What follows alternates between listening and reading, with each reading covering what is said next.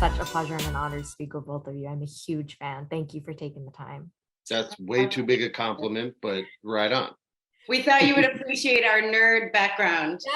Oh my gosh. I feel like I'm right at home. And, another thing that made me feel right at home is I'm Latina. So I loved the representation when it came to this film. Can you tell me why you think that was so important to add to the story? Because I feel like it was just really beautiful. Do you want to start, Aimee? Ladies first? Sure.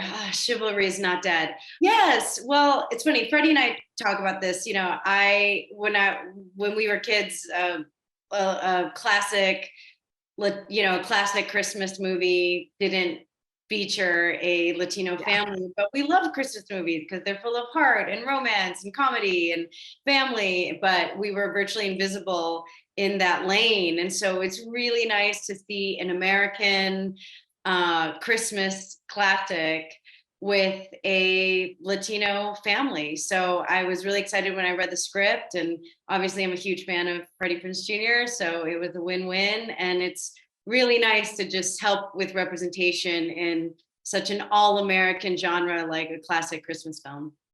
Yeah, representation has always been a tricky word when applied to our business, because it's not as if, there aren't Hispanic people on TV. It's the way they are portrayed and the roles they are allowed to play. So it's very rare that you see a Jimmy Smits on LA Law, was it back in the 80s? I mean, he's the only one that basically wasn't in a gang or, shooting at cops or running from cops. And it's like once a decade you get, an iconic actor or actress who goes in there. They're all actors, whether you're a boy or girl, we're all actors. But it's very rare to have sort of just a human representation. Here's a music teacher, here's a singer, here's a lawyer, here's a doctor, and their last names are, Ramirez or Ortiz or whatever they are. It just doesn't happen as often. There's forced diversity, right? Which gets backlash.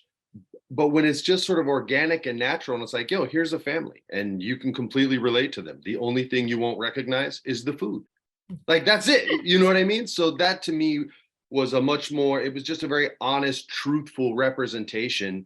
And and we got a lot of Latinos in this, on camera and behind camera. I've never been on a production that had this much love. My wife just did like an all-female at every key department, and she was like, oh my God, it was the greatest experience of my life. And this was a very similar feel. I feel like this is the genre to do. It's so universal. Everyone can relate to having, your holidays with your family. So yeah, I mean, the Christmas part might mess it up for a few different cultures out there, but we're doing our best. We're doing our best. I can't imagine how much fun it was on set. And I love hearing how amazing it was behind the scenes with the Latino creatives. So I'm curious for both of you, do you have a favorite filming memory that when you look back on the experience kind of sticks out? This was harder than you think because of COVID. So there wasn't as much fun to be had because it was, the moment that Gabby would say cut, like COVID people rush the scene and grab Aimee and take her one way and grab me and take me. Like, it was so hardcore. It was like, we were living in the plague. So the few moments that we did have where there was fun to be had, where there were enough people in the scene, was anytime there was dancing. Anytime there was dancing, we had this group of dancers. Some of them, I think, were from the Brooklyn Nets city dance team. And then a bunch of like young, early 20-something. I feel no pain in my body, even if I work 15 hours. And you couldn't help but feel, I'm old, I'm 46 years old. I can't dance 2 days in a row. My body's not okay with that.